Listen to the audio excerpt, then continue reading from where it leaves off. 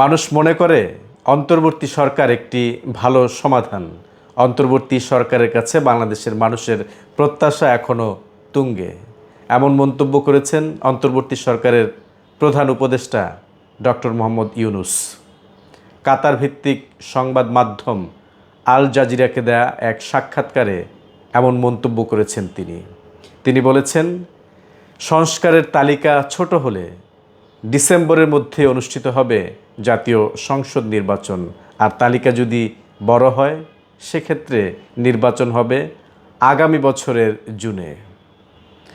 প্রধান উপদেষ্টা ডক্টর মোহাম্মদ ইউনূস আল জাজিরাকে যে সাক্ষাৎকার দিয়েছেন, অর্থাৎ তিনি দাবি করেছেন বাংলাদেশের মানুষের প্রত্যাশা অন্তর্বর্তী সরকারের কাছে এখনও তুঙ্গে এবং তারা এটিকে গ্রহণযোগ্য বা ভালো সমাধান মনে করেন।